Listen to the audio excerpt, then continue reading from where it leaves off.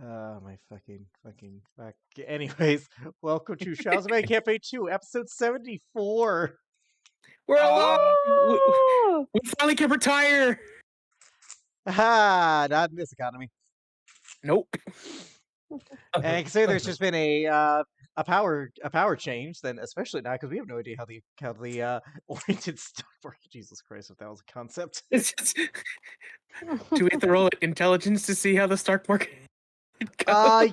Roll history, natural 20. You would know that the Orientinians actually hated the stock market and burned it because they believed in a power-based economy rather than a financial one.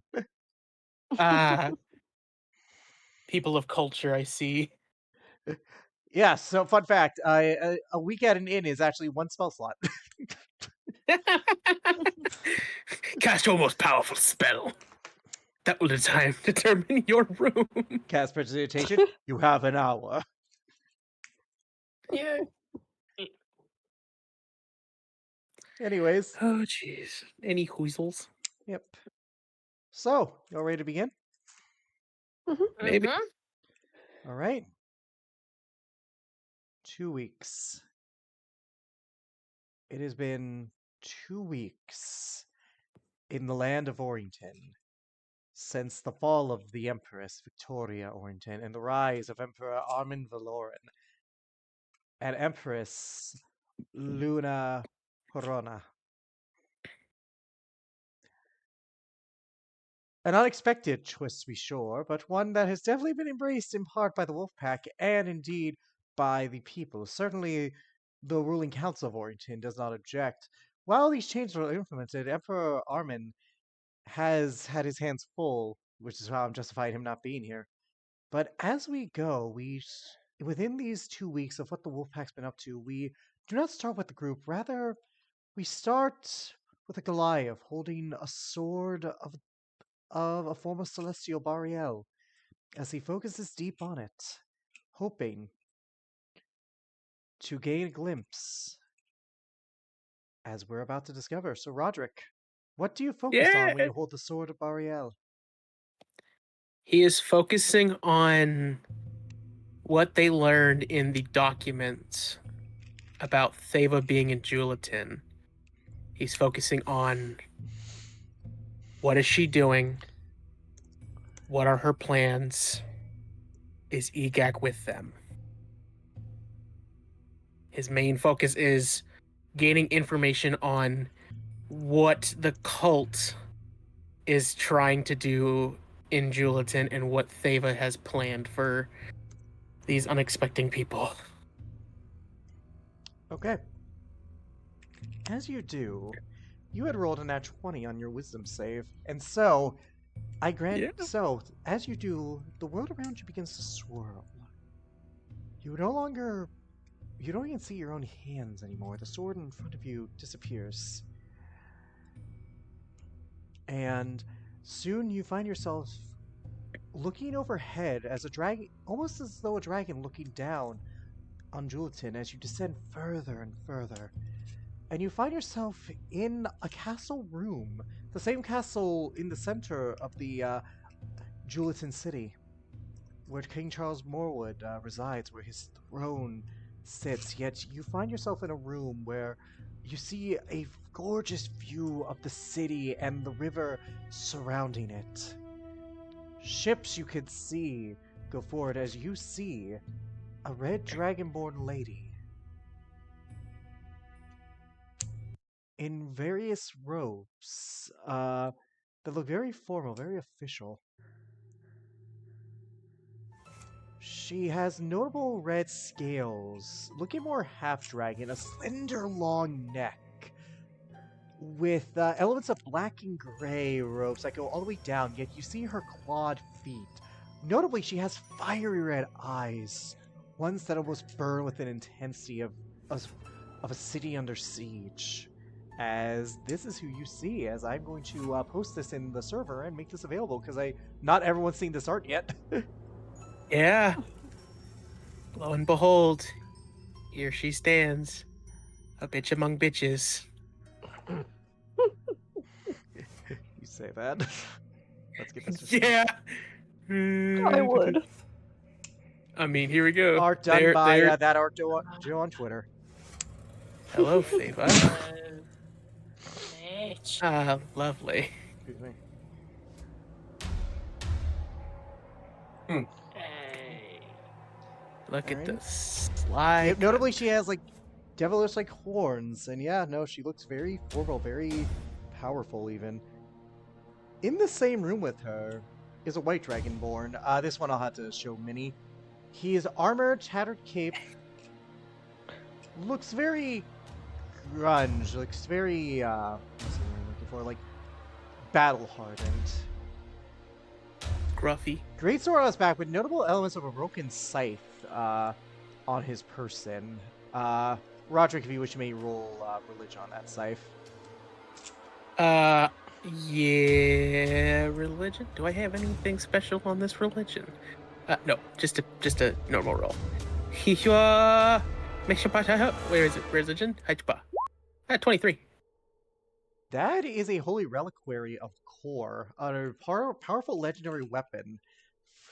For him to have that broken, it speaks volumes of his power. Notably as well, on his right pauldron, left, there's a red dragon head, similar to what Egak kind of had in his armor. It appears to be a standard in plated armor in the Cult of Athudan.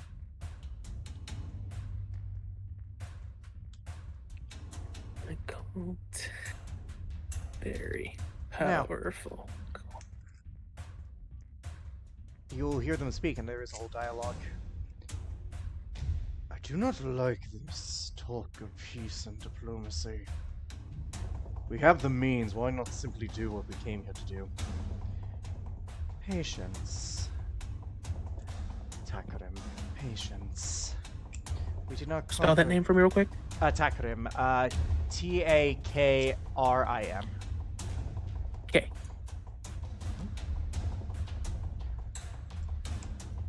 It has been our greatest assets, and it shall continue to be, despite your eagerness. You look upon this city with opportunity. I simply see this city as Our Lady's will yet to be done. As do I. But we must be more cautious.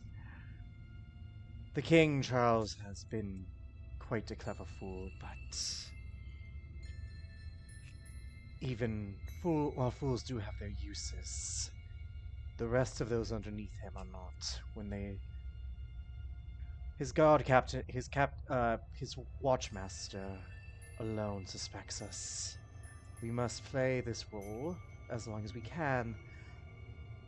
In addition, she actually points to the city walls where you see the ballistas where Morthos' dragon was thwarted by. They appear to be fortified.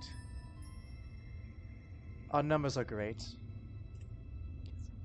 but every dragon, every man counts. We will be patient, wait for negotiations to take hold. A man dedicated to peace is a fool when he sees it.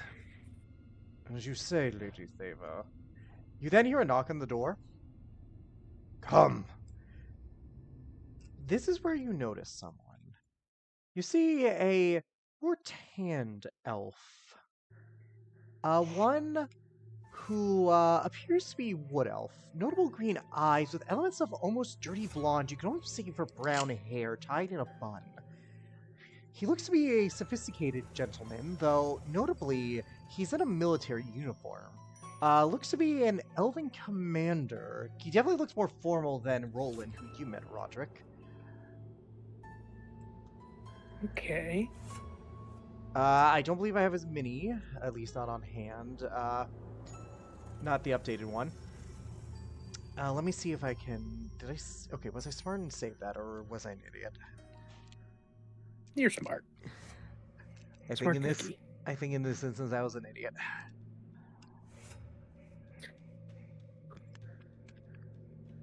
I was an idiot. But that doesn't matter. Notably, the uniform is elements of green, appearing to be more focus in foliage. It's clear that underneath, like, he should be wearing plate on top, but appears he's more in a diplomatic soldier's uniform. Theva speaks up. Commander Elkarin. Spell that, What? please. Uh, Elkarin. Thank you. Elkarin. Milady, I wish to inquire about what I had. Do not worry. Should she return, Charles has agreed to the king, or bleh, my bad, bleh, tongue. His Majesty has graciously agreed to return her to you at risk of him seeming to have kidnapped the poor young woman. Thank you. I see now why our new High King values your input so. You speak with such wisdom and grace. Indeed, now I will require you in the talks to come.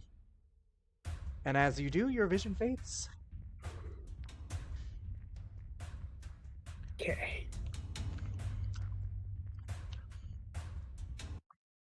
Hmm. Interesting, interesting, interesting. As part of your thing, I'll let you talk to the group about this. He. Does he want to talk about this right now? I think. I think he will wait till we discuss what the next plans are, All right, whether we're going to deal so with the cult or, you know, end of session then for you. pretty much. Alrighty. Next up, we're gonna go with Matt. Uh, Renee, re- what do you do in the 2 weeks? uh, first of all, Renee finds a quiet spot for a little bit. Probably somewhere where no one can bother him during the nighttime. And he's going to sit down by the candlelight and start writing a letter. Hmm. Uh, and once he's finished that and has sent it off, he starts he heads to the library and starts scouring various different books, learning what he can about the giant automatons that guard the city. Roll me a history check with advantage because you are going to speak to someone about this in your research. And what's funny is no one here would recognize this person from campaign 1. With advantage, history, let's go. 18? So, there have been many attempts to make automatons, constructs, warforged, whatever you want to call them, throughout various points in history. They were more common before the Phoenix incursion of 10,000 years ago. Various attempts have been attempts have been made to try and make them, resulting in various constructs. Notably, during around 3,000 years ago, Mozits came into existence, these giant constructs with giant eyes, but that was seen more as something that came from Inherna, the goddess of logic. In recent history, with an 18, Belthorn, the nation of Belthorn, well to the east of you, a different continent altogether, under King Arkham Seagazer, How spell that? Arkham Seagazer? Like Arkham Yeah, from Arkham Asylum, but Arkham and then Seagazer, yeah, Seagazer. okay. Belthorn is literally Bell and Thorn, but with an E at the end. Okay, One word. thank you. His team and his war of 150 years ago to try and take over the continent, he actually created a majority of Warforged. However, they all gained sentience, it seems, and actually abandoned the war effort despite being made for machines of war, hence the term Warforged. They Hmm. eventually migrated to the city of Odinstead in the same continent towards the south of it. OdonstEad. EAD. Okay.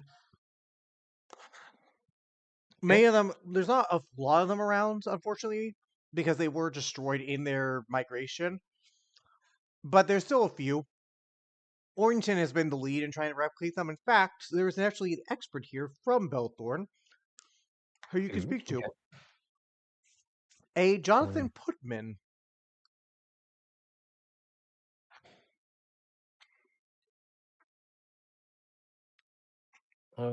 okay. Would you like to go to speak to him? I would indeed. You'll find him in the industrial district of the city of Warrington, where you would actually find him overseeing factory production. You would see this burly man, this burly elven man. Think Halstead in terms of stature. Hmm. Mhm. Except he's in a wheelchair.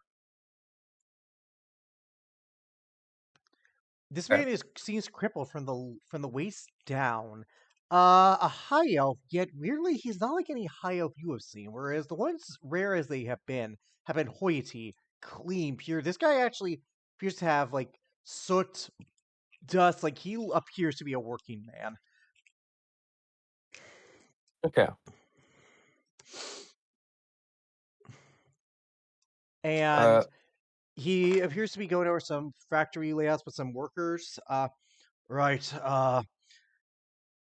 We're gonna need to change this ship. Change the materials to lead. We don't want to weigh too much. Let's see if we can get a good test run coming. Hello. He turns to face you. hello. No I. Leon's had brown hair, by the way, hazel eyes. He has a red bandana over it. Hello. I was hoping I could speak with you about something I was directed here from the library. Mhm. I was wondering,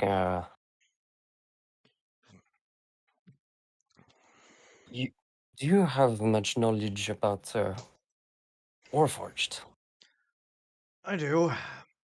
He actually just wheels over to you. Normally I wouldn't make time, but since you did get rid of the bitch, may she burn in hell. He spits. I can spare a few minutes. Yes. In terms of constructs, that is me. Case in point, he points to the direction of the castle. You ever notice those two giant statues out there? Yes. Me. And you don't want to piss them You? off. I had no intention of doing such. Oh, In good, because fact, they would crush you. They're a type of construct. Last defense of the city. I'm the one who carried the design. well, actually, But I know Warforged totally different. I understand.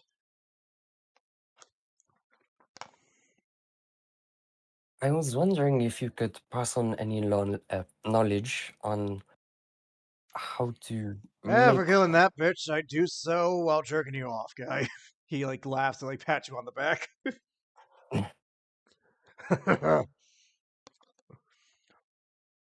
I'm kidding. Sorry, bit of a mechanist humor. We tend to be way more coerce. We tend to be way more foul than sailors. Also more successful. Hmm. Well, it wouldn't be for that kind of activity.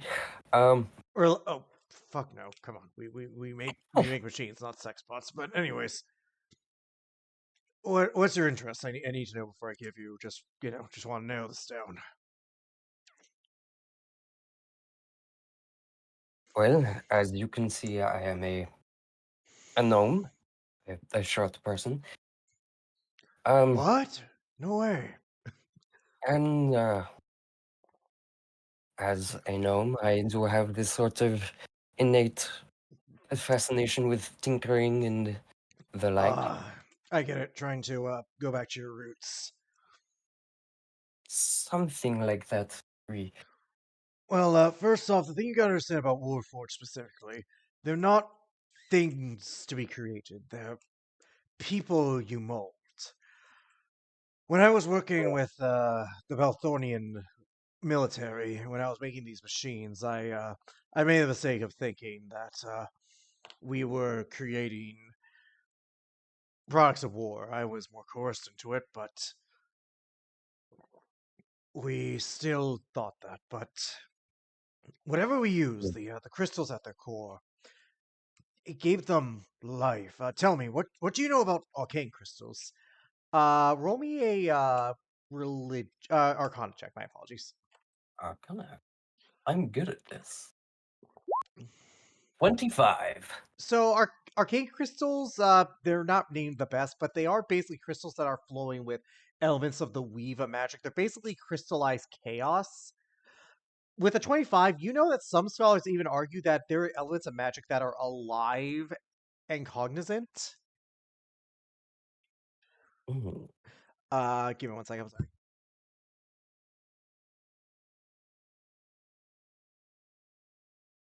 Apologies. how But dare you? yeah, like so, some have speculated that these crystals are actually almost sentient. Others would argue they're just pure chaos. Like using them in terms of weaponry is a bad idea because you're just as likely to maybe create a tree as you are to maybe destroy a city.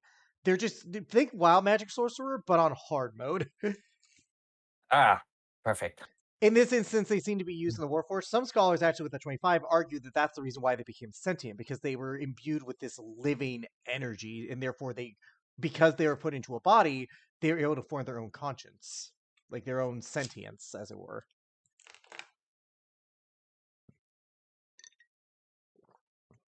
Uh,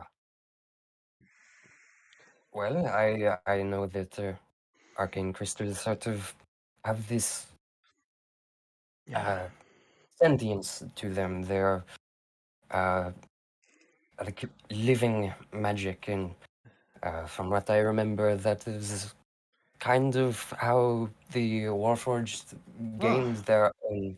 you really know your stuff. Yeah, that last part, not a lot of people know. Yeah. Uh, we used them, and then eventually became sentient. They tend to, by the way, if you're looking to create something, they can be found all over, but they're in quantity and what's now Laquentia. We got them as a part of an agreement with the former ruler of Laquentia when it was named Thulin by Emperor Thul, Thul, the Lich, the old king of Belthorn. He was a well, a sailor would say a right piece of shit. I just call him insane. Either way, both are right. I very much agree with this sentiment. But So, no, go ahead, go ahead. so constructing a Warforged, as you put it, is essentially building a person. More like building a child. Right. I don't want to. I'm not the creator of Warforged, for the record. We got them off old designs made by the Mm. people before the Venus incursion, just surviving records, stuff like that. But in truthful honesty, creating a Warforged is akin to making a child. You design them how you wish, but their identity, their own self identity, what they'll do, how they'll act, that's not always up to you.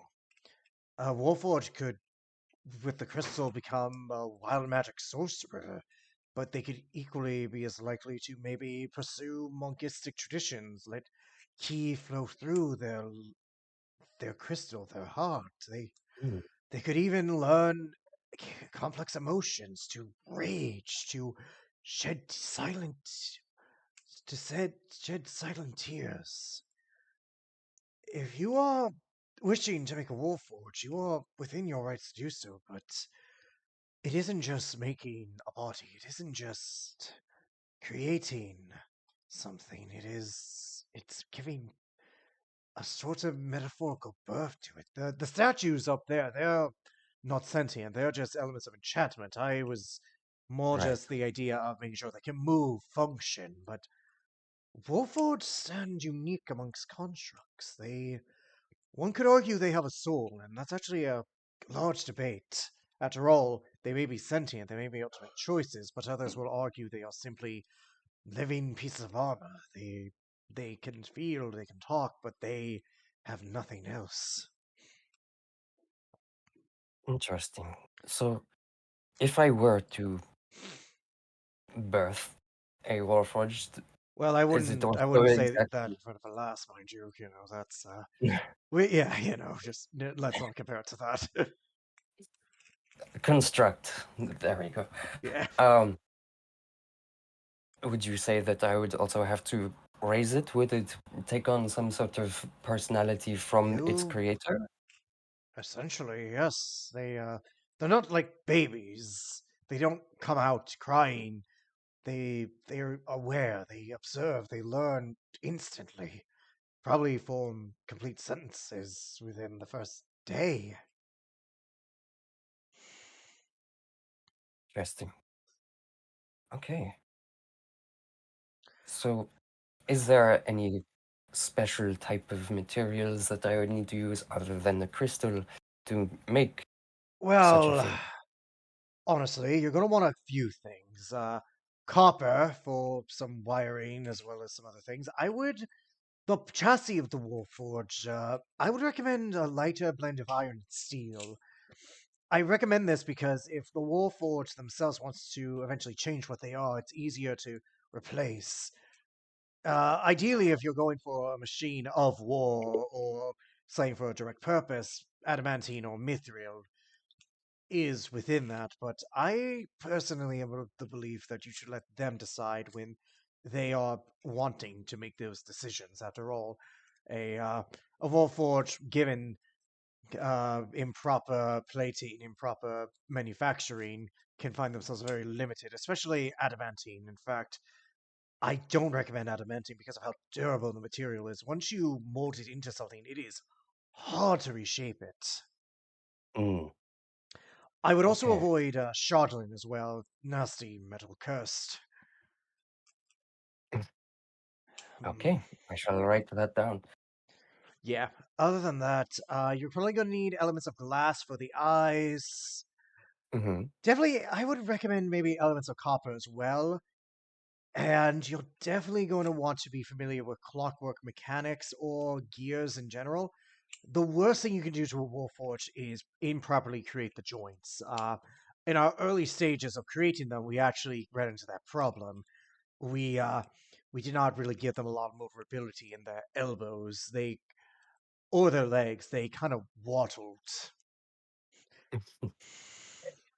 S- Saying that, uh, I do happen to be a chronology wizard, and I do end up tinkering with Fascinating. timepieces from time to time.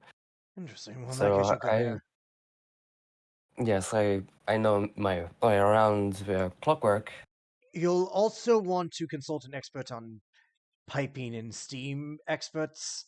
They are still machines. They can overheat, so you want something to release that condensed energy. He eventually just goes on to this whole how do you do of making a Warforge.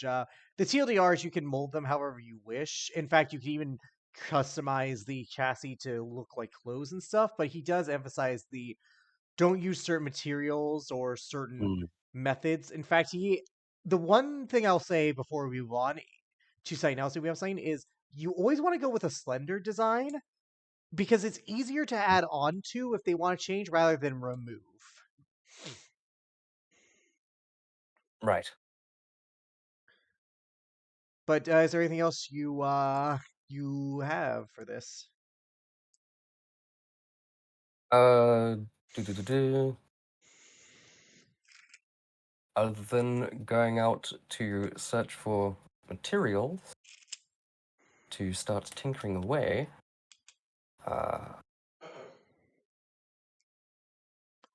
nothing I can really think of at the moment.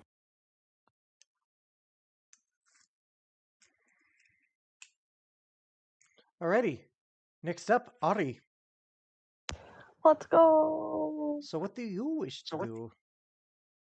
So during my 2 weeks, I want to spend it with Hugo.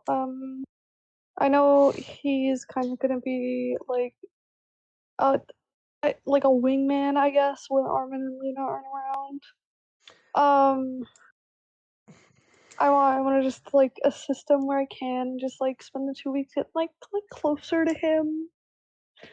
You know. So Hugo and Zari are working closely with Mhm. Armin and Luna to create sort of a ruling council. Think basically this version's world of the Magna Carta. Armin and Luna would still technically be the Emperor and Empress for now, until such time they decide, like in Endgame they don't want to be, aka Armin's like, I don't want to do this, if he's like that. But basically the idea is that Orrington will no longer be ruled by a singular despot, rather some of their decisions do need to be approved by a ruling council. They're just in the process of that. When he's not, uh he would actually take you somewhere.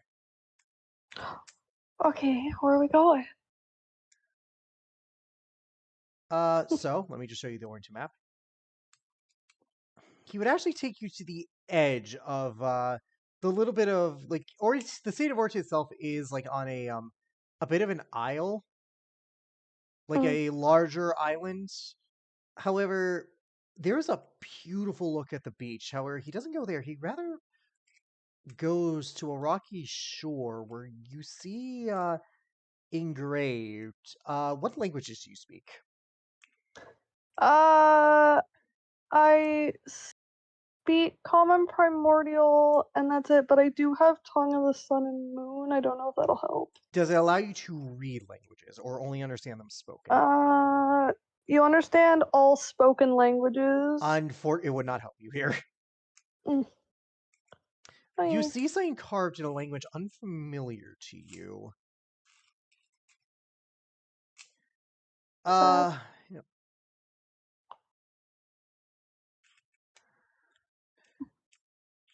You Yep. I'll let you roll a history check to see if you recognize the tongue, but or you would definitely not be able to read it. History, you said? Hmm. 17. It looks like a weird type of elven. You're not entirely sure, but you know it's elven-like is the best way I can put it. She will look at Hugo and just go, what does it say? Here resides a man who lived in a land where the sun could not show how beautiful he was.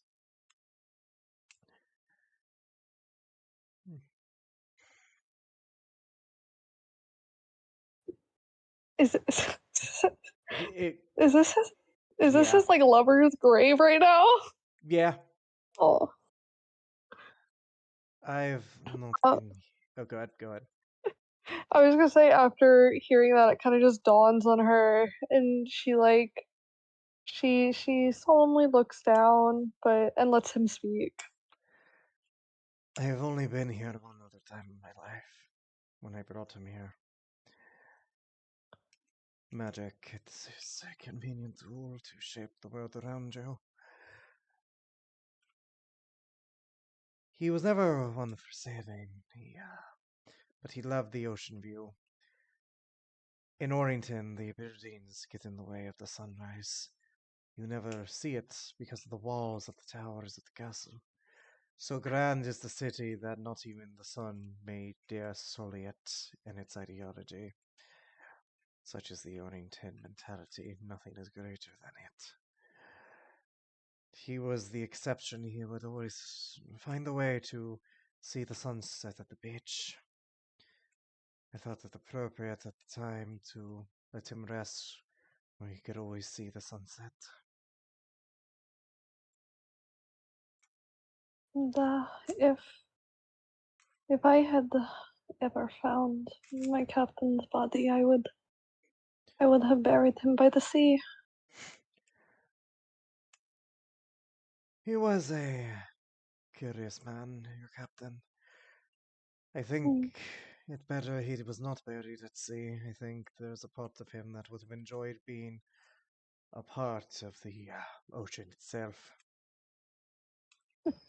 even if it was the dismay of those he left behind. Harder to visit the grave when the whole ocean has consumed that which you knew.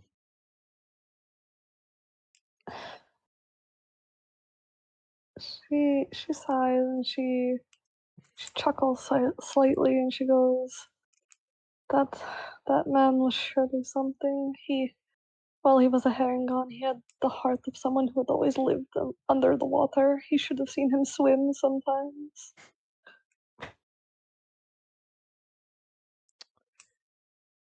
There is a odd poem I think of when I hear people of heart taking to sea.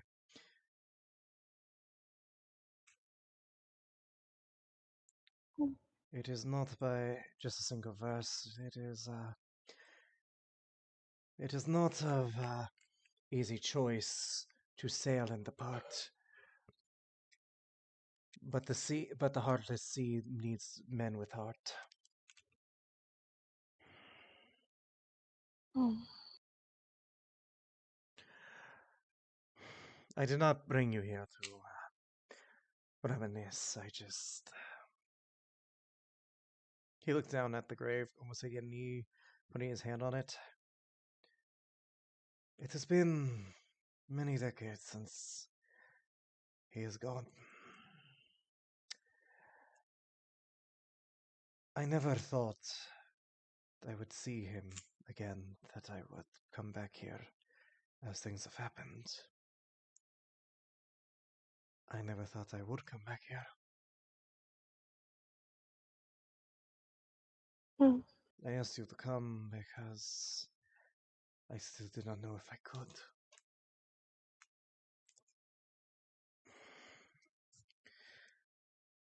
In life, he knew me as something so much different.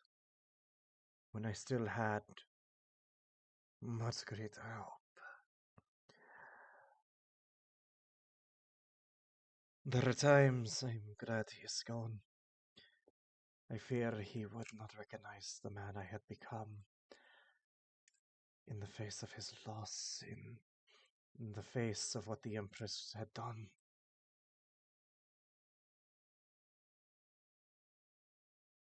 Hmm.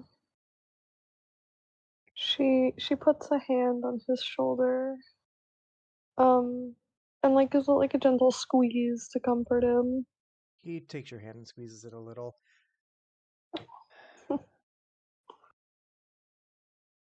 By the way, this is at night. I know the MacLeod would be great for sunset, but vampire, so what can you do? Yeah, no, I assumed it was nighttime. Yeah, just, you know. Yeah. I called you out here for a different reason.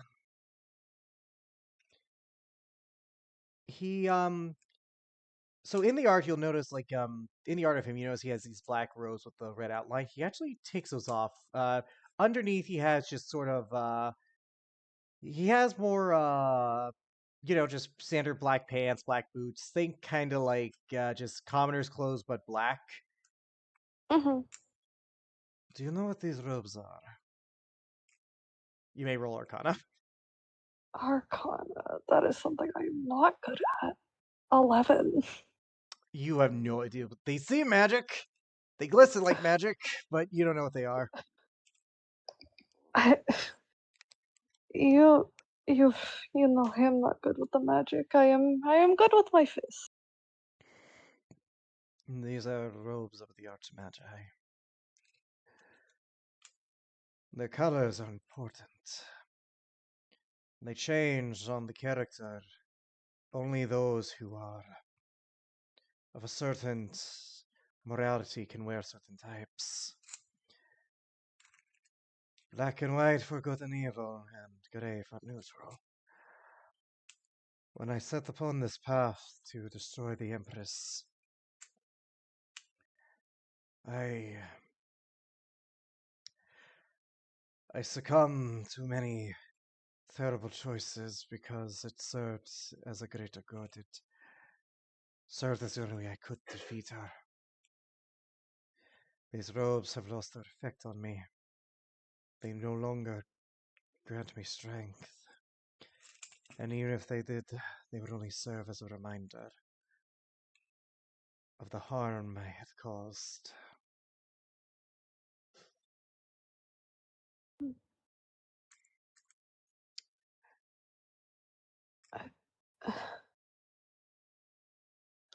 She she looks at him and she just goes, and like I told you that little bit ago, all of the harm you had intended to cause me, I know it is not much given the grand scheme, but I do forgive you for it all. I understand that. And that is why I wanted you here, because I wanted the strength to do this. He places them on the ground in front of the grave. He holds out his hand. I do not know if he is watching, but perhaps this may be a start to show him that I am not as lost as he may have feared. He then casts Wall of Fire, and it lets the robes be engulfed in the flame.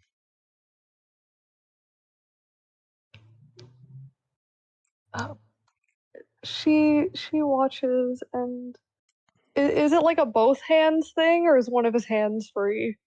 One of his hands is free because he has to cast the spell. She wants to grab the one of the hands that are the hand that is free. You do so, it is shaking. It is notably shaking. Even as you hold She on to it, it shakes less, but it's clear there's a lot of conflict in his demeanor. she gives it a squeeze, knowing that this is a very very important moment for him. I actually had to change his sheet because that was one of the items he had, and now he's lost that. So some of his his spell DC and stuff actually changes. Oh, Yeah, no, those robes were very the only reason they attuned to him because they were evil robes. So he's lost mm-hmm. that. So now he actually no longer has the robes of the Archmagi. So his spell modifier and everything changes. Well then. The second you all stopped hunting him, particularly you were the one who spearheaded it, but the second it happened, it literally changed his alignment. The more you were consistent with it, the more it actually changed his alignment. So now he's trying, you know, not to be the person he thought he had to be in order to never feel weak again. Mm-hmm. Oh.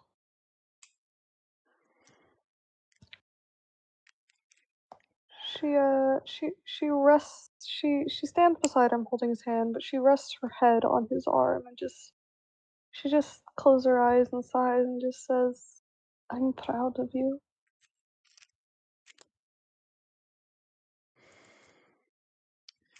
One of us is.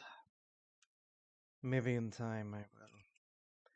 Well, I suppose I cannot say I will stare into the mirror and see someone worth a damn, but perhaps the closest thing to it. As the robes burn, the ashes actually fly off into the sea. As you see a quarter moon tonight, actually illuminates the ocean. As you see the ashes fly off until it escapes your vision.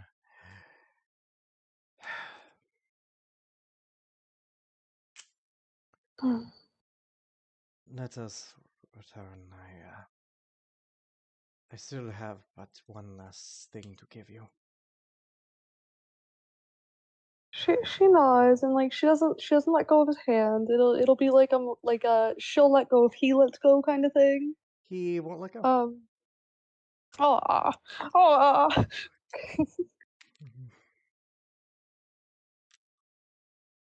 As you guys go back, you return to the castle where he actually presents you with the chest. Oh. What? What is this? Open it and find out. She does as she's told. She carefully opens it. Alrighty, as you do, I need to find this item, so give me a sec. Mhm. And I mean finding roll 20, because, yeah.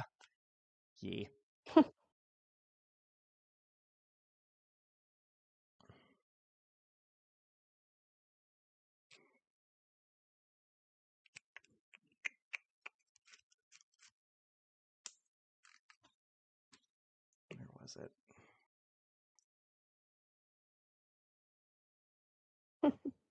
Sorry, it's... No, it's okay. You Take know, your just... time. Yeah, thank you.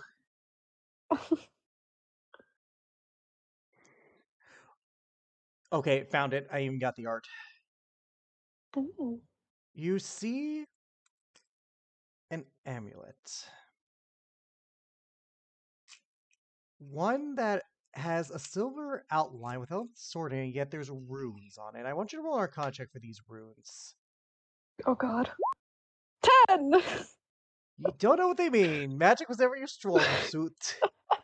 This is what the amulet looks like, by the way. I just posted it. There's a bit of a chain around it. Hmm. She lifts it up and she looks at it, but she visibly looks a little confused just because she doesn't understand magic. But I understand that your party has traveled to different realms, different planes, and you intend to do so again. Your devil friend, thick as he may be, his journey has always resided in hell. hmm. This is a amulet of the plains. Roll an Arcana check to see if you know what that is. Oh, 18! There we go! This basically allows you, if you make a DC 50 intelligence check, you basically cast a plane shift spell. Oh, let's go. And because of the wording of this item, technically you could do it as many times as you wish because it never says that it recharges. You technically have an unlimited plane shift item. Bro, I'm very happy right now. Yeah, out of game thought it'd be very useful to y'all. Yeah. What's it called so I can add it to The my... so it's going to be under magic items. It'll actually have a description for you, but Amulet of the Plains. Okay. There we go. I'm Yeah. a happy camper. So to read this aloud for everyone, when wearing this amulet, this is a attunement item. You can use an action to name a location you are familiar with on another plane of existence. Then make a DC 15 intelligence check. On a successful check, you cast the plane shift spell. On a failure, you and each creature and object within 15 feet of you travel to a random destination. Roll a d100. On a 1d6 on a 1 to 60, you travel to a random location on the plane you named. On a 61 through 100, you travel to a randomly determined plane of existence. Is that for everybody traveling gets to the same place, or everybody's just random? So everyone gets it's everyone gets random. Oh god. I'll put it like this: it's not a high DC. I know some of you have lucky, and statistically, you're more likely to get the other one. Mm-hmm. That being said, though, this is this is sort of a if you're in hell and shit hits the fan, maybe time to pack it up and get the fuck out. Or just anywhere Fair enough. really, because you're about to fight a cult with a dragon army, so Mm-hmm. But Hugo, She... go ahead. Oh, sorry. Go ahead. I Do was your gonna be thing. like, she smiles and hands it to him as she like turns around and like puts her hair up to be like, hey, can you put it on? He will do so, and he'll say, "If you are indeed hell bent on going to aforementioned name, Better you find a way to escape. Mm, If I am being honest, going there scares me. Then you are wiser than most. The Hells are not a place to go if you do not understand the fear that should be with you on that journey. I I she struggles to find her words as she takes a deep breath and she goes, "Will you be okay?"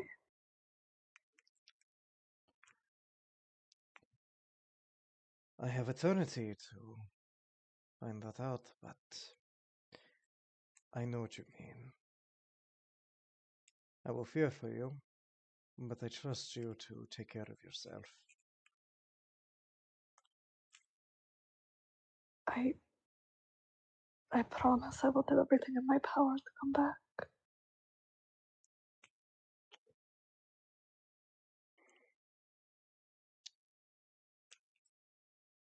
I know you will. He finishes attaching the necklace. As you turn, at this point, this is player on what you kind of want to describe.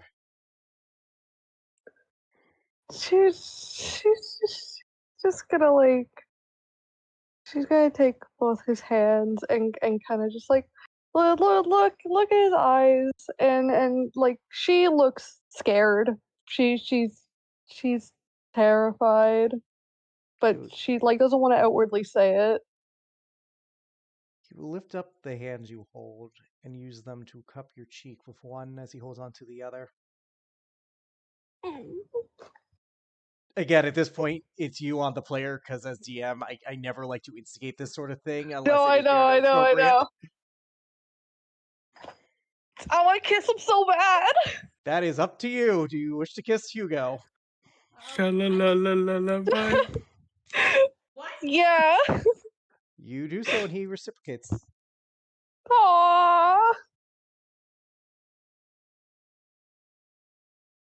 By the way, if you heard her, Alice is here in the background. She's sick, but she's here. Yeah, I heard.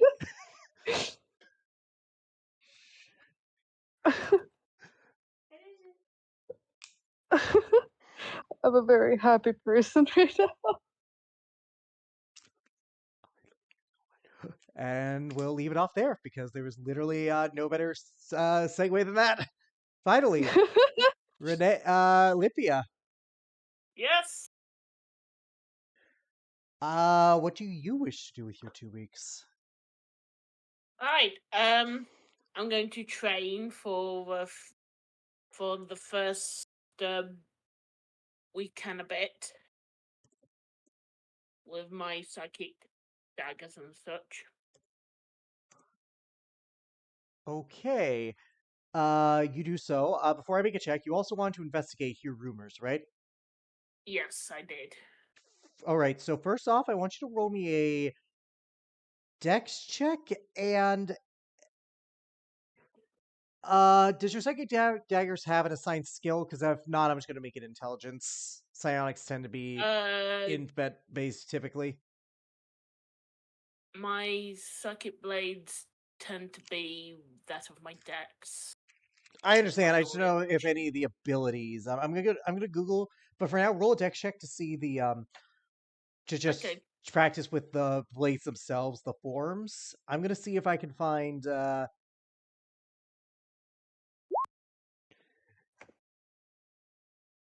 Day 17.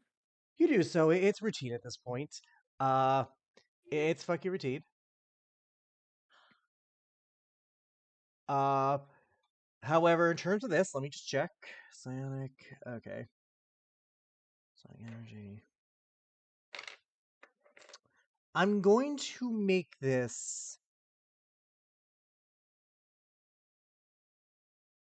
I'm going to make this intelligence. What is the Okay. goal of you? Well, okay, wait. Actually, I'm going to take that back. What is the goal of training with the blades? That will determine my check. Right. You, you know how most of the abilities I get with my psychic blades kind of come naturally and such. Mm-hmm. I kind of want to see if I can train with them and see if I can teleport with one of my blades, which I will. which I know I can do out of game, but You're basically trying to do a but narrative reason for it. yeah. Okay, tell you what. Because of Okay. how you phrase that,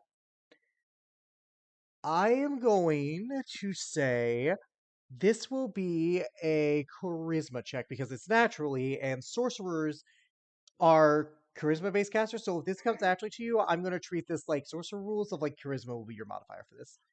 Okay. 11. I was also going to allow advantage, but 12. It takes you a 12 then. bit. In terms of using this in combat, it'll take you a bit to like sort of get the timing and everything right. Because you're kind of the biggest thing for you is when you fought, when you struck, you aim to hit. You're not used to aiming to miss, to do it to tactically put yourself through it. There's a difference between that and like trying to get better position. You're used to doing that with your body, moving. To go in an instant, to change that reaction, that'll take you a bit. As for Okay. going through the city, I want you to roll a investigation check. And a D100. Okay. That's an investigation. Oof. Mix. You don't hear anything specific. I need that D100.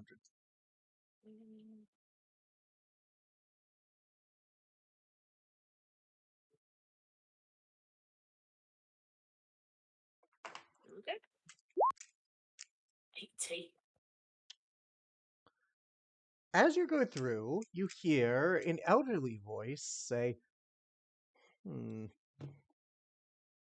Curious to find you walking about at this time. I would have figured you try practice again with your innate talent. As you turn, you see the old woman goblin, uh, Vuparix. Oh, hello. Yeah. Um. I was getting a tiny bit frustrated, so I thought getting a walkabout and clearing my head might be best course. Deception, because you're not technically, because you're trying to hide. Yeah, that's fair. Yeah, you're. I'm going to use a luck on that. For the best, I will say the Ortons tend to have really good insight. 19? Alrighty, you want to stick with that? I'll use a luck point again. Okay.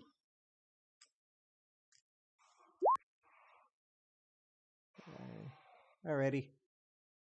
Yeah, I don't In any think I have in any to. other part of the world, you would be an excellent liar. But in a city of liars, oftentimes the truth is what is most deceptive. Be grateful that your all efforts ended with the Empress dead. Yeah. But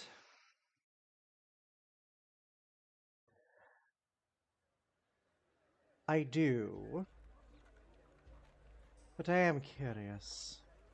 What do you hope to gain by walking these streets, truthfully? Honestly, I am trying to see what rumors I can pick up of how the people feel about the shift in If you power. refer to the common man, they will praise the former Ashen Lord. They live their lives under servitude, under oppressive positions. Those with power abuse them, and they cannot fight back, as such was the way of things. Some of the lords will hate him, try to plot his assassination to return to the old ways, as is the nature of Ointon as well. sense. And what do you feel of this new possible dynamic? I am considered an ancient by Goblin standards. 200 years doesn't just happen overnight.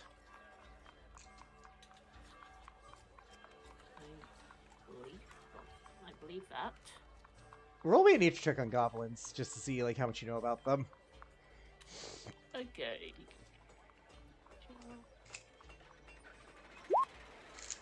Nope. They tend to die quickly, so you don't. No one really knows how old they can live, because they usually are like killed pretty quickly. So the fact that she's claiming to be 200, which, if you insight, she is telling the truth. That's actually kind of impressive for a goblin. That's the equivalent of an elf being in their like 700s. They ancient. I'll be. I honestly don't know how long goblins tend to live. 5 to 10 years typically. Most of my kind, unfortunately, are scavengers. Yeah. I was one of the few who just chose a different path. Similar to you. And similar to your brother.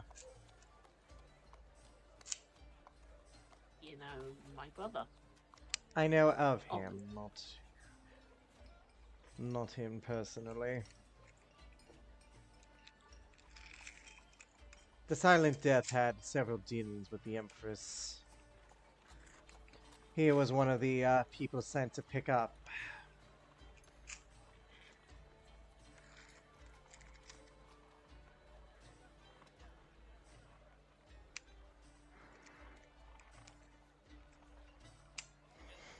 Pick up what? Things of a nature that if you wish to preserve any memory you have of him, best left unsaid. Are you someone who... I ask you, are you someone who revels in a convenient truth? Or accepts the painful... or, my bad, a convenient lie, or accepts the painful reality? Considering the things I've gone through over these last few months, I like to believe if I can accept a painful reality. He purchased equipment. Things to make explosives. Recently, in fact, I believe their attack on the city of Julton will be sooner rather than later. I'd wager a few months, maybe, if they're patient. If they're not, sooner. Don't be surprised. We know of things. The Empress allowed it because she thought it best in order to let Julton be more helpless when the dragon attack comes.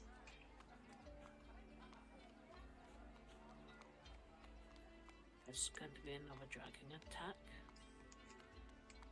She's referring to the cold attack, remember? Yeah, I know about the cult attack. She. Right.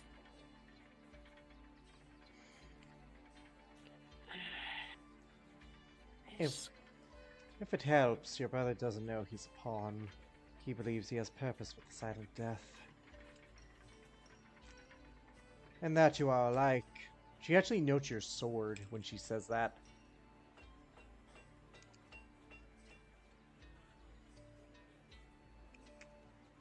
Oh.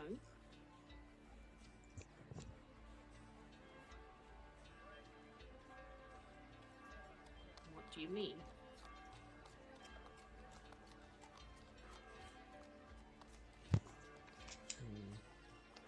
Why do you wield the blade you do? Why do you serve the Raven Queen?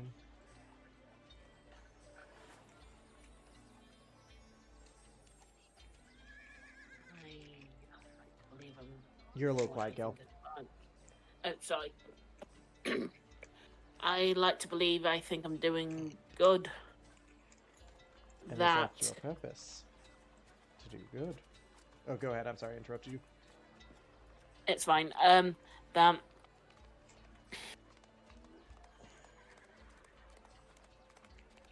I'm trying to bring a better world for those who will come after me. And what of the life you will live in the world we have now?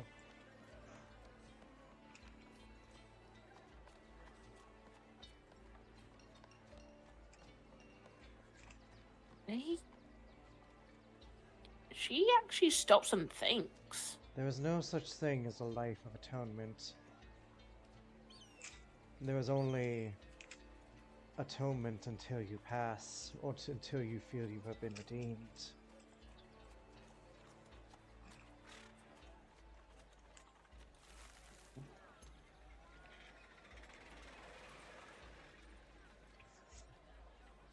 Walk with me, young Libya.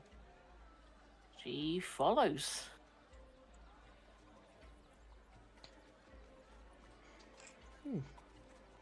She just takes a moment to consider what you just, you know, when you said that, she's like, or, you know, like out of game, she's like, no. Yeah. You were part of the silent death, were you not? Yes, I was. Do you regret what you did when you were under their employ? You left, of course, but do you regret before the moments that you could have left but didn't?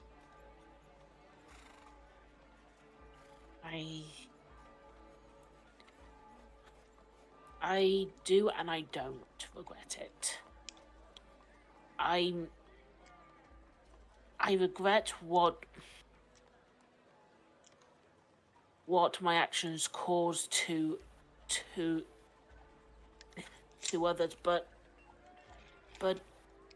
at the same time, I thought I was doing what was right. I thought I was doing what was for the best.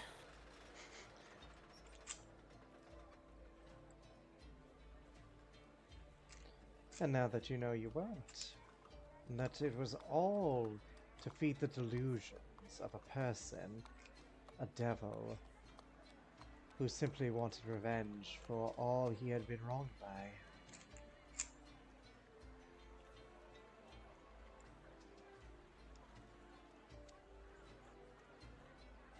It makes me angry.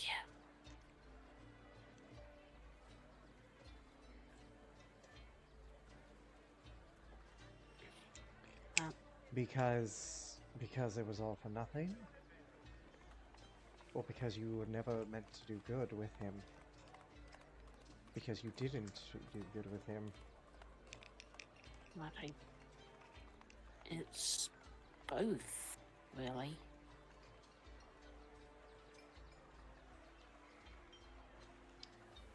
Do you serve the Raven Queen because you feel you do good? Or are you hoping you can be forgived?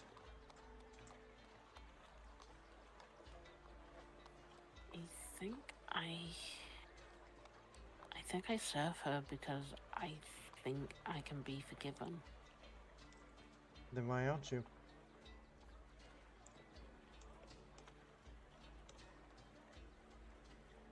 Why aren't I forgiven? Why are you not?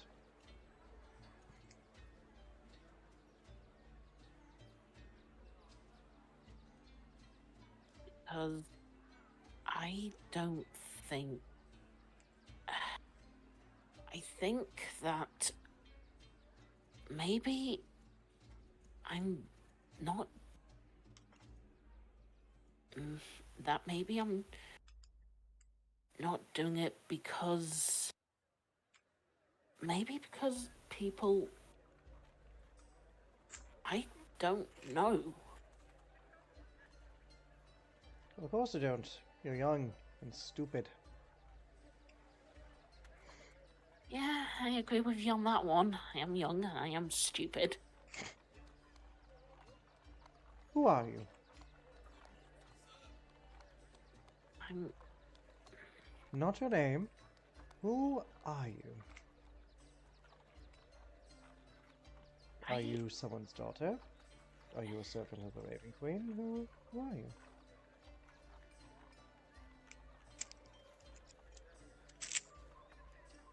don't know. And therein lies your problem. I will not tell you exactly what you do to forgive, in order to feel you are forgiven. But I can tell you this. You can never forgive that which you do not know. So if you do not know who you are, how can anyone forgive you when you is such an abstract concept to you? That's actually a good point. Until such time you figure that out, I shall simply refer to you as you and nothing more. Okay.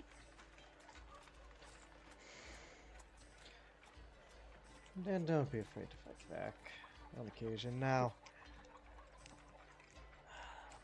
she actually stops you. This is where I want it to be. You actually see a giant, like, arcane tower.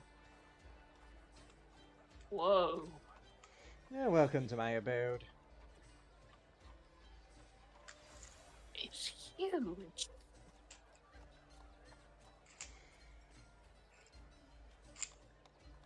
I always thought it was rather small. It's like 5 stories for context. That's pretty big for like what you're used to, especially in your village. It's pretty big from where this is big in comparison to where I come from. So you say. And then again, Shaotan always did have more humble architecture.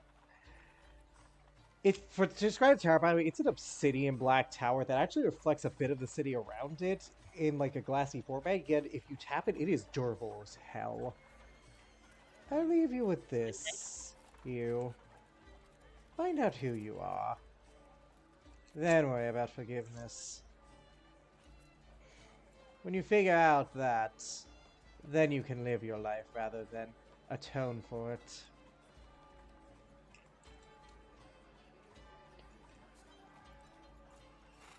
Okay, thank you for your wisdom. I was actually gonna say if you did not say the wisdom part, I was gonna have a different dialogue, but because you said that, now I gotta change that. So give me a sec. Okay.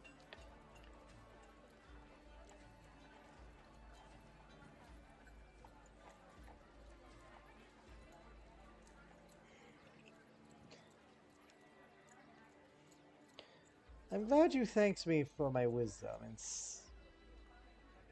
instead of my cunning.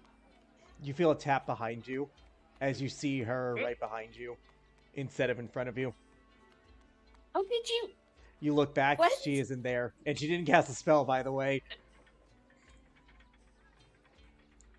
At least you didn't see her catch a spell.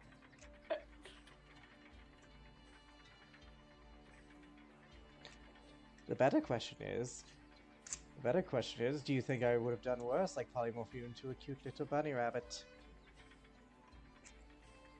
I think you might have, yes. Maybe next time. She then walks in. You're welcome to roll her contract to try and figure out what the fuck that was. Sure. I doubt my Arcana's gonna do much. Yeah, nope. She's a witch, Lipia!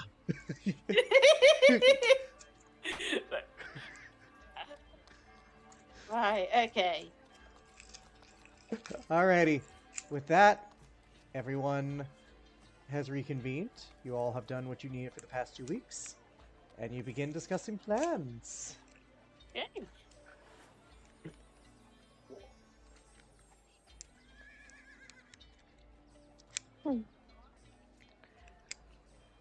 You are all gathered sort of in a room in the castle. Just modest bedroom, and you guys can begin. So, who would like to start? Ari's playing with her hair. Just... I kissed the guy, I liked it. Shush. Taste of his bloody lips. No, the taste of his vampiric something. All right, I'll Dick. figure it out later. Beautiful. Lyrical genius. I don't know. Anyways. Continue. Vampiric lipstick. Yeah, I know. Anyways, go ahead. Who would like to start? Those goes. We're in call. Exactly. I am Alright, automatically. You know, I could just roll a dice. Make it easier on all you. That is No! do it. Let the Yes. chaos reign. Alrighty, You got my know what? list because there's more of you. Oh god. Roll a d4. Cody, you're up. Ah, fucking shit. I saw it coming anyways. Roderick's kind of just sitting there, kind of deep in thought, kind of almost staring off into space. Alright, Roderick. Not really, but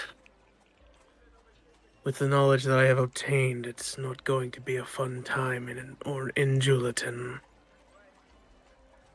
How I've heard. Do you want to talk about it? It seems that Theva is waiting for them to find the princess. She hasn't destroyed anything yet, but she's there with a white dragonborn, carrying a broken holy relic of core.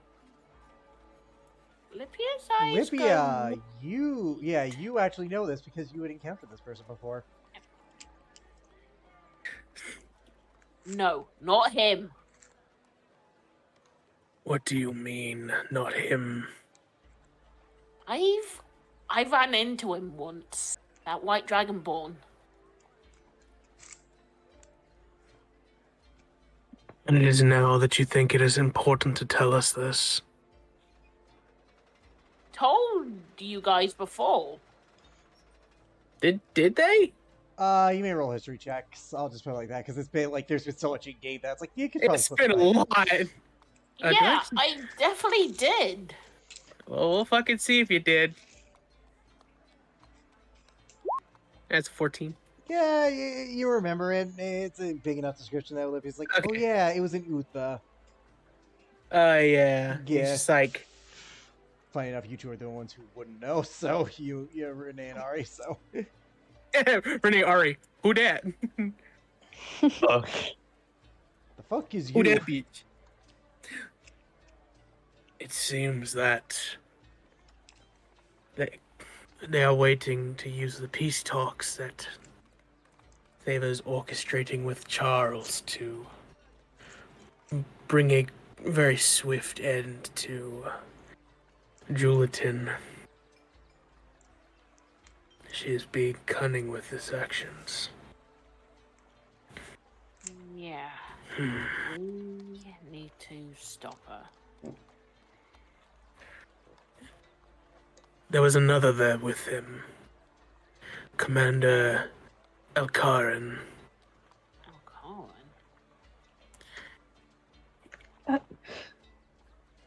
At the Go ahead. at the mention of that name, like you see like Ari, she was sitting down at the time.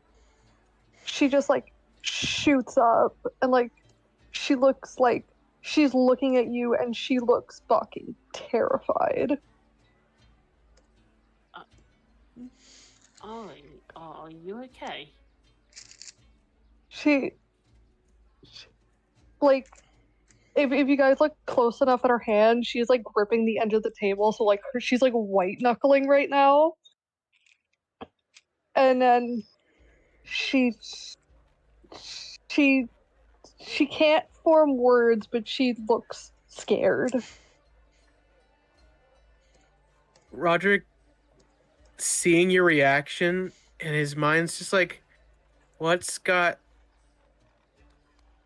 And his eyes kind of widen, like kind of furrow a little bit, and he just leans back and goes, "It wasn't the princess they're after."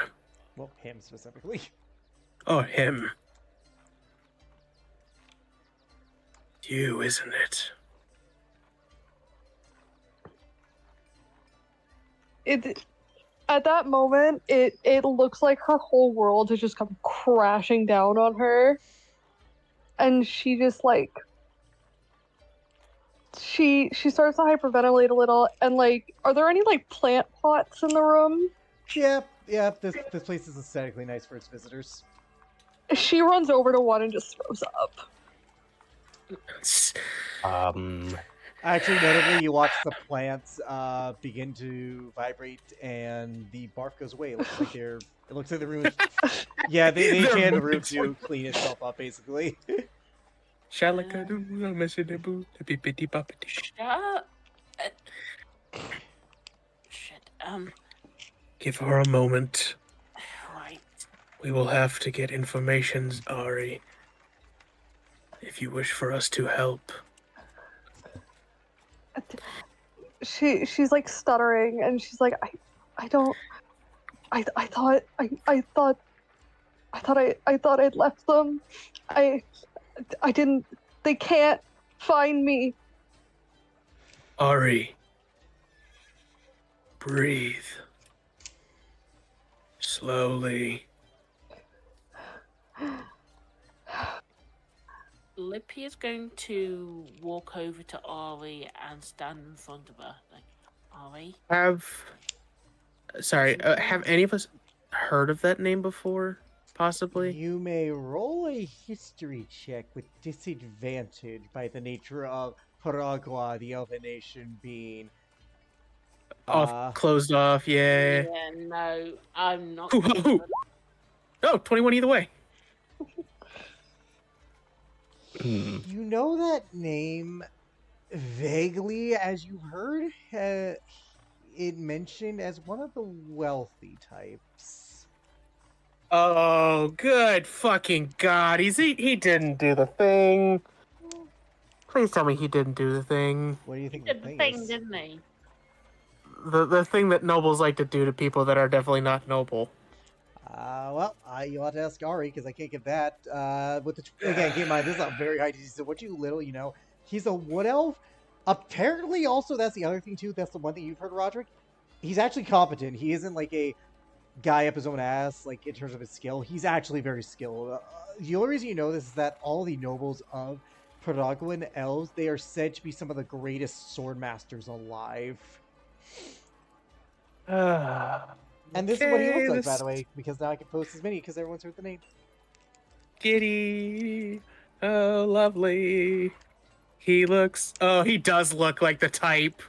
He does look like the type. No. I don't want to assume, but he looks like the type.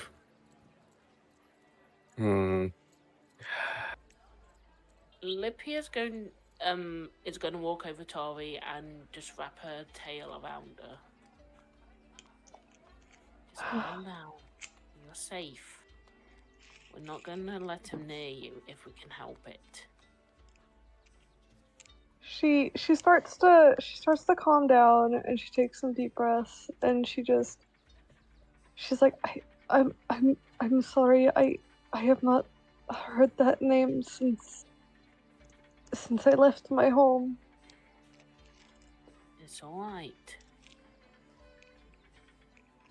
It's alright, Ori.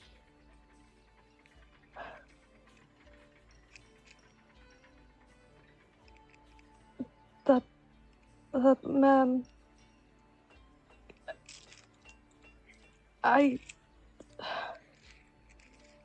that man is the man I was sold to before I left. Right.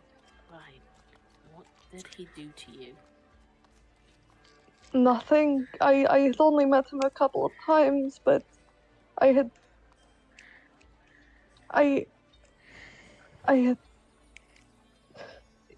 was my father who had told him, and at the mention of her father, she starts to like shake again, and she's just like, I had only really known the family by name, but I had met. He's just a vile man who he looked at me like I was meat. I have not thought about them. I have not heard that name since I ran away. Right.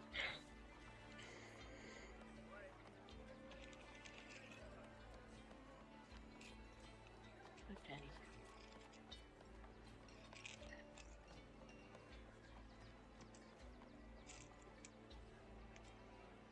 Olivia just pulls Ori into a hug.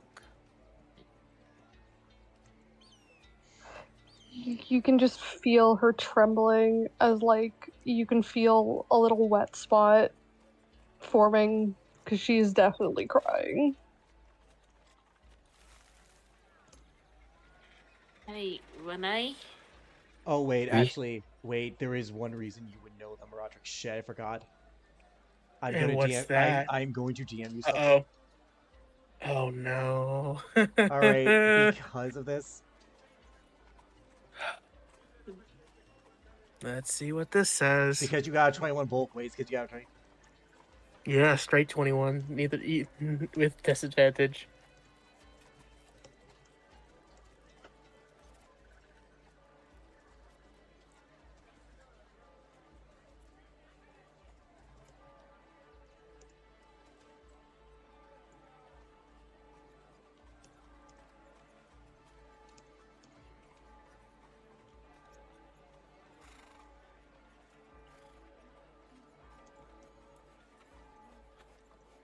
Oh, yeah, there's... Oh, no. Oh, no. What we're thinking. I don't know, but, if I'm being honest, Alex, him knowing that knowledge and knowing Ari, I know. It's yours to how do with strong what is, you wish.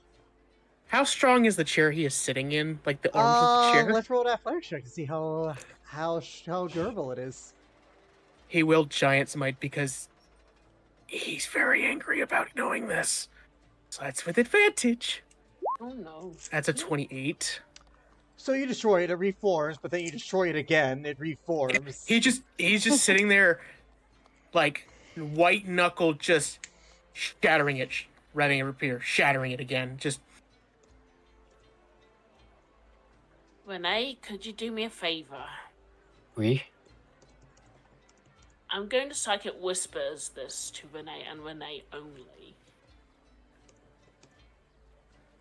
Could you get Hugo for me? And Rennie is going to leave to find Hugo.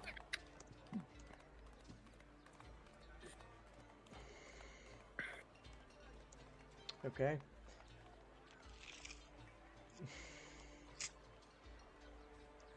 Roderick, what else do you know? uh, in a deep, very scratchy voice, he's just going to say, "I'm going to castrate that man." No. You guys can roll insight, by the way, on Roderick, because this feels a little more angry than, you know. He's gonna try and Ari, it I'm makes gonna sense. try. You know what, Ari, it makes sense for you. You're cutting your head Actually- like, how do you find me? Oh fuck, oh fuck. Lipia? We'll Yeah. see. Roderick actually isn't going to roll a deception. Okay. I will say with the nat one though, you still fail, Ari. Yeah, Oh yeah, I'm too much in my own head. Yeah. he's Renee looking. has gone to find Hugo. Yeah. Lipia. It's very clear that Roderick over this time has seen Ari as almost a sister to him. Yeah? His eyes, as he's looking at her, are full of pain. So much anger. And there is very large amounts of fear for saying something that he knows. Because he doesn't know how she's going to take the knowledge that he knows about something that she's told us about. Okay. That's fair. I'm going to DM you something, Cody, and I'm gonna say limit the And, DMs because like they can kind of hold sessions. Yeah. So. Just you could say it now. Just say it in person. do you want me to psychic whispers you? No, he's just going to No. take a. He just takes a deep inhale and calms down and goes, Libya, Hmm? I would like to speak to Ari alone, please. Till Hugo gets here. Right. I would like everyone to meet themselves, but Roderick and Ari. Oh. Months of hiding this little fact, by the way. I just want to point that out. Ari, you've seen Roderick in calm situations, and you've seen him go crazy. You've seen this. This is a different level of rage, of pure, unadulterated, unconcealed rage. As he looks at her and goes,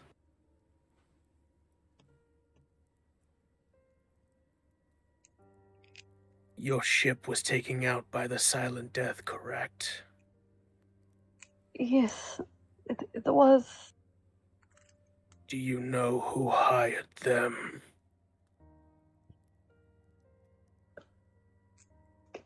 I'm so mad right now. He's like, You gave me the ammunition. No, I know. There is silence, but the realization is dawning on her as like just tears are flowing. he just very calmly looks at her and goes, I will not let that man lay a single finger on you. I will burn Juliton and Charles to the ground if he thinks that he can willingly give someone up to someone else.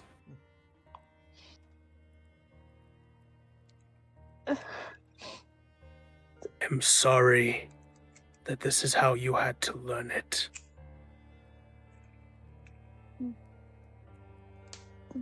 The realization that just like the person she had left behind because her life was so miserable back home was the reason her happiness in her new life was taken away. Absolutely, like, just like destroys her. Shattered glass? Basically. And she just like takes like the bandana that Roderick had gifted her on like Christmas or whatever it was called. Yes. And she like wears it around her neck and also the amulets around her neck, but she just puts it in her mouth and she screams. He will just very calmly, quietly walk over, crouch down, and in his massiveness, just will gently give her a hug and kind of be that warmth and like to ground her try to help her ground herself in this instant, not let herself go her thoughts go too. Mm-hmm. I understand. She just like collapses like into you as she's just like a crying and sobbing mess that like to her happiness that she thought was just a random attack by the Silent Death was actually just caused by the man who she was running away from.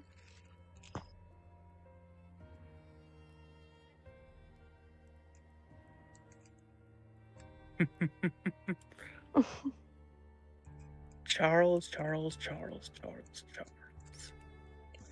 He's a weak fucking man who will preserve peace except where it fucking matters because he has such a warped view of security. He is a worm. A worm that, boy howdy, if it comes down to it, Roderick will fucking I mean, kill. I will say this out of game before you guys continue. Because Armin's Emperor, this was actually one of the things that benefited you. He actually can't provide amnesty. Technically, you guys are all citizens of Orrington, so if he tries, he'll risk war with Orrington, so you kind of can use that law of his peace against him.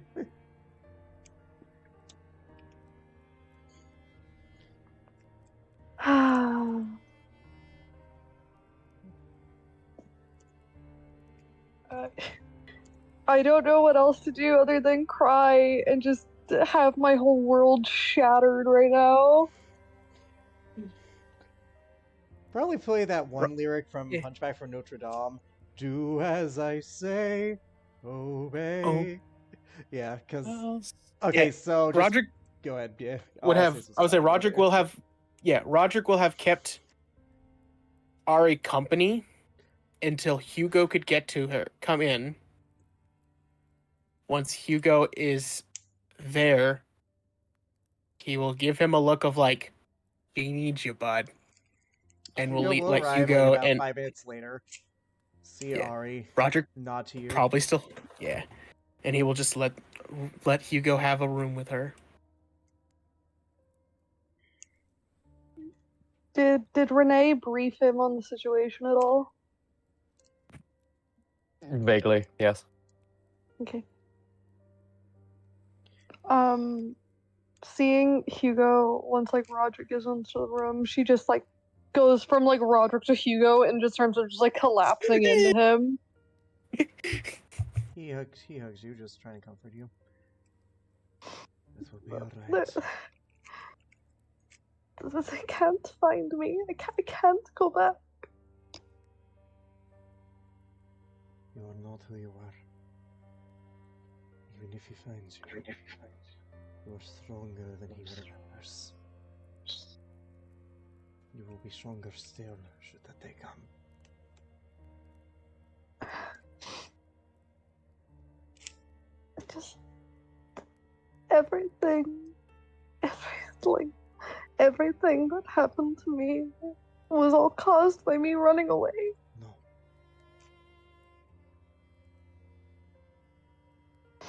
The selfishness of a man is only evil when he causes his victims to blame themselves for his deeds. You are not at fault.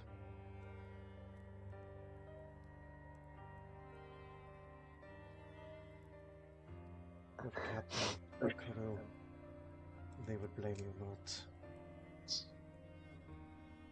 They would charge out of the depths of hell or descend from the heights of heaven to stand with you against this man.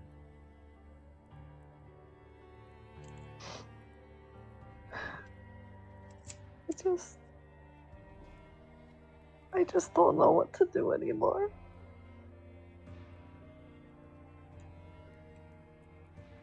I cannot tell you what to do. But I am here simply to remind you that for all you have lost, for all the times your heart has shattered, you have still found the strength to care. He has taken that from you. Do not let him take that as well.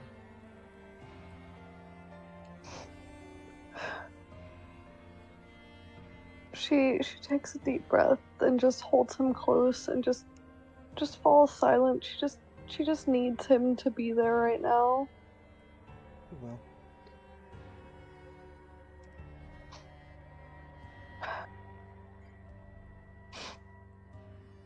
So how are the others dealing with my backstory right now? Roderick wants to castrate people with a fucking actually not even a hot iron, with a fucking dull, dead, man. rusty knife. Charles is dead. No ifs or buts. But we can't do that right now. I know we can't. I mean, if it helps, if the attack of Juleton happens, I feel like that problem might just take care of itself. Yep. Yeah. Alright.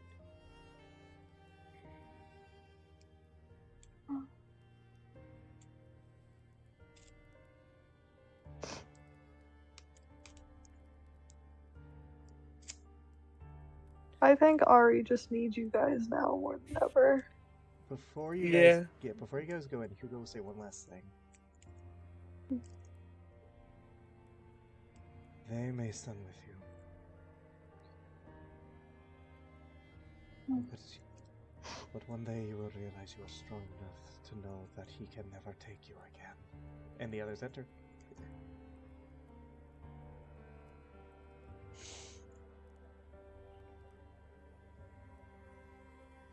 Olivia walks over to Ari and Hugo and just puts her hand on Ari's shoulder and says, "We're here.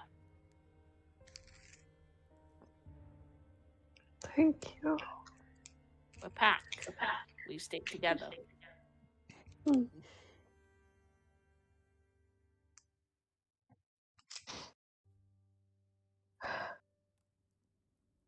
She just nods. She can't really form words right now, but she knows.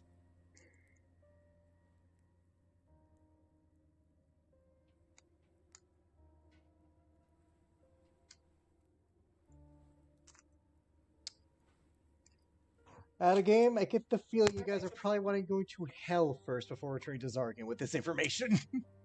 Or fucking wrecked. Yeah. Yep. Renee, I like that. repeat. Oh god, we're gonna. Renee, repeat. I'm sorry. Oh, Matt, hello. I said yep. Yeah, look, just there is an interesting thing when hell becomes the lesser evil of what to do. the lesser of two weevils. Mm-hmm. Is there a kitchen anywhere where we're staying? It's a castle, so yeah, Okay. There's Good. probably like 3. 5 actually. Renee is going to. He's going to find the first kitchen he can find. I want that Uh, fucking kitchen. The first one you find is number 3. Kitchen Oh, good. number 3. Sorry, we need the levity. Yeah, we do. And he's going to start brewing. Like, he's not even asking anyone. He's just going in there and brewing some green tea. They would stop you if you weren't, like, close to the Emperor, so, they are not going to get in your way. Which is smart, seeing as, vast amounts of.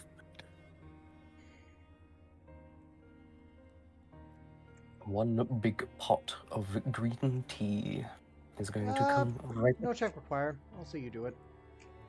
Okie dokie. Has Ari ever told us what her favorite food is?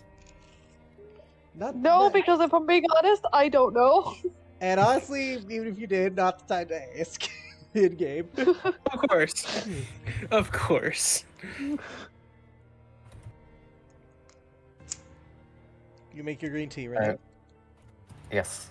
I brew a big pot, bring a couple of china cups with me, and take it back to the room. And I'm going to pour the first one and hand it to Ari. She graciously takes it and takes some sips. Thank you. I needed something like this.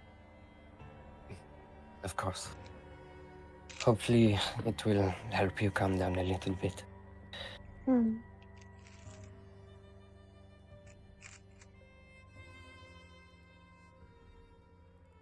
As we go upon this revelation, upon this pain, upon this show of camaraderie, we're not end the session here necessarily, but we go back to Juliton in the chambers of negotiation where Theva and the commander sit, where Charles speaks. I agree to your terms. The Princess of Pragua, she who you claim murdered her father, will be found and taken into your custody once we apprehend her, as will those aiding and abetting her escape. The Erdonosi, Ari, by your accounts commander, who I deem you to be honorable by your conduct. You have said that the treasonous and traitors Wolfpack have kidnapped her, and so she shall be returned to you.